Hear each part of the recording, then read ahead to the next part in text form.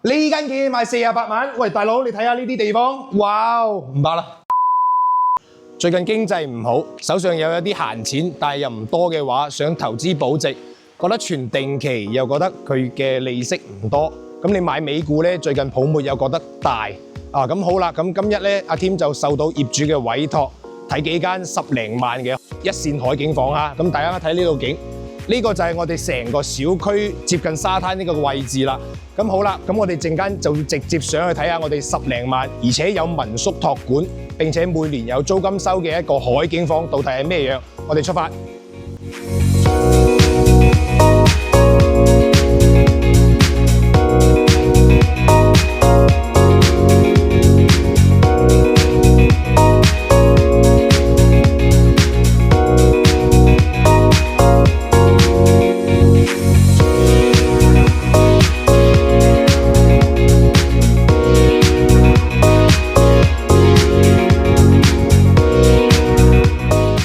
Hello， 我係阿添啊，咁今日我哋就嚟到惠州雙月灣紅海1期嘅一個酒店公寓啦。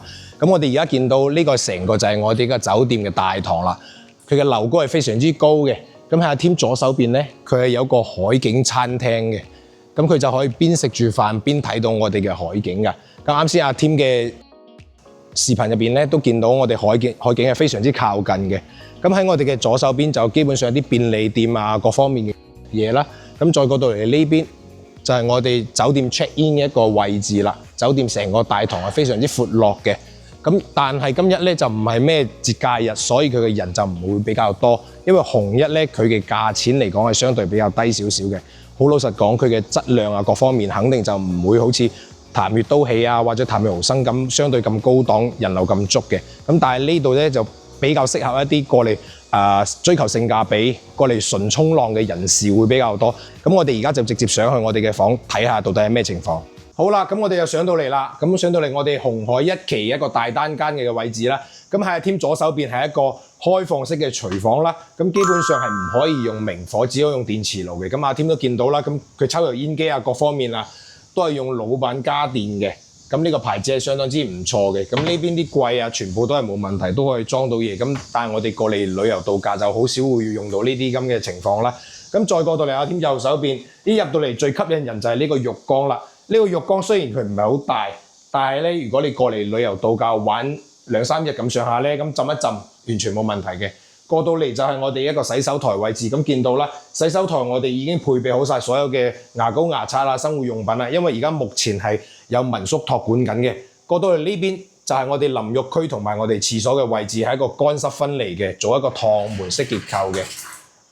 再過到嚟就係我哋一個整體嘅客房啦。佢係一個雙人床嘅一個結構，基本上中規中矩啦。開間嘅話大概係3米半咁上下。佢整體嘅話就唔會話好似其他啲潭悅豪生啊或者享海裝修得比較靚，佢就比較簡易式，因為佢係以民宿嘅一個形式嚟嘅，唔係酒店託管下。呢一點要值得大家注意嘅。咁電視啊、電視櫃啊都係基本上配備完善啦。咁但係見到咧就唔會話十分之靚仔嘅。咁其實呢間單位咧10零萬嘅貨仔，最靚仔就係呢個景啦。咁講真，最大嘅優勢亮點就係佢啦。咁其他單位入邊嘅一啲裝修格局啊，各方面嘅嘢咧，就唔係話十分之靚仔嘅，就好普通。但係呢個景講真係靚嘅。咁好啦，呢間單位咧，佢嘅總面積係52嘅平方嘅，總價 total 係185000蚊嘅。咁而家原業主已經委託緊民宿去託管緊㗎嘛。咁佢每一年嘅租金咧，大概就萬零蚊鬆啲嘅啫。咁但係而家你攞18萬買嘅話咧，咁佢嘅回報率就有5到6個點咁上下啦。咁對比原業主佢買落嚟嘅時候，我冇記錯嘅話，好似係14蚊一方，咁圍到落嚟都70幾萬㗎啦。咁對比起萬零蚊嘅回報率，肯定係低啦。咁但係咧，如果你係10零萬買咧，咁其實係可以考慮一下嘅。但係阿添要提示大家一點就係，佢呢個小區樓盤佢嘅交樓時間係比較早嘅，15年交樓，咁對比而家呢個時間段嚟講咧，都已經有10幾年㗎啦。咁佢嘅最大嘅缺點就係舊啦，第二個就係小區嘅配套唔夠足，冇乜配套嘅講真。咁唯獨好嘅優勢咧，就係佢周邊係有幾個呢啲衝浪俱樂部嘅。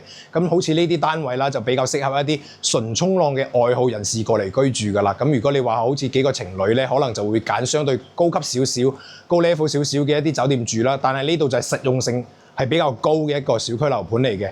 咁好啦，咁呢個單位我哋就講到呢度。咁我哋接下落嚟就睇第二間單位啦。哇，好嘢啊！呢間嘢賣幾多錢啊？賣48萬。呢間嘢賣48萬。喂，大佬，你睇下呢啲地方，哇！唔怕啦，走，好熱啊！好啦，咁我哋就嚟到第二間單位啦。呢個係2房嘅單位。咁先見到阿添右手邊咧係一個簡易式嘅開放廚房啦。咁但係呢間房咧係冇委託出去嘅，業主都冇配備呢啲電磁爐，但係呢個抽油煙機係有嘅，櫃啊各方面都已經係有段歷史啦，都會有一陣味。咁佢嘅冰箱都有嘅。哇！個冰箱有啲勁啊！咁再過到嚟就係我哋嘅就餐區啦。過到嚟就係我哋成個客廳嘅位置，係一個 L 型嘅 sofa 啦。咁見到因為佢冇民宿託管緊啦，所以佢嘅維護就差咁少少啦。所以我建議買落嚟都係要有民宿託管會比較好。過到嚟呢邊就係我哋嘅一個衛生間嘅位置，係一個3段式結構，洗手盤、上廁所同埋淋浴區啦。咁呢啲都好行嘅嘢啦。咁再過到嚟就係我哋一個客房位置啦。客房係比較細少少嘅，但係都係可以直接望到我哋嘅海景嘅。係啦，咁佢原本就已經佈置咗呢啲床墊啊各方面嘅嘢啦，但係就唔係話十分之靚仔咯，因為紅一嘅話都係以性價比高為居多嘅。呢個就係我哋嘅主人房，主人房衣櫃啊都係以木質結構，咁見到啦係有少少舊嘅啊，咁佢都可以直接通我哋嘅陽台。咁再過到嚟我哋呢邊係我哋嘅一個生活嘅最大嘅一個陽台啦。哇！啲電視都冇配，有冇搞錯？但係佢嘅陽台係非常之大嘅。啊，攝影師往後睇住啊，褪一褪。咁我哋成個陽台足足有15平方咁大嘅。再望我哋個海景。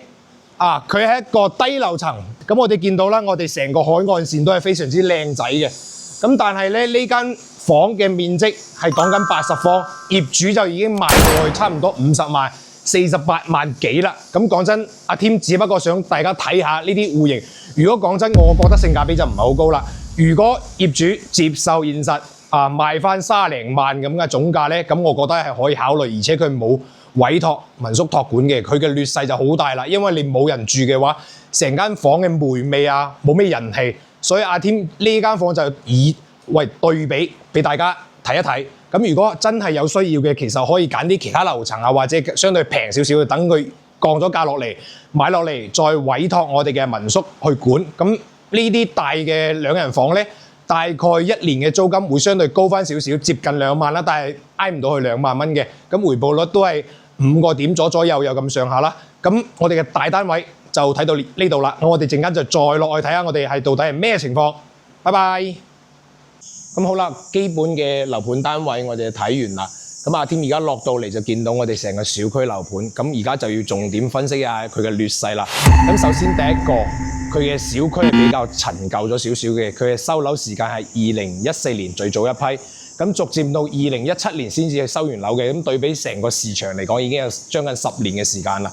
所以佢成個小區顯到係比較舊少少嘅。咁第二個點咧就係佢小區配套唔係好齊全。咁阿添都見到啦，落到嚟佢成個泳池都冇開嘅。咁而家淡季佢可能慳呢個人力成本就唔開放呢個小區。咁但係其實對比阿添睇到其他樓盤嚟講咧，佢成個小區配套係冇乜嘢嘅。咁第三個點啦，佢嘅入住嘅人唔算十分之多。咁因為呢邊就比較挨近呢啲純衝浪嘅俱樂部人士過嚟玩多啲。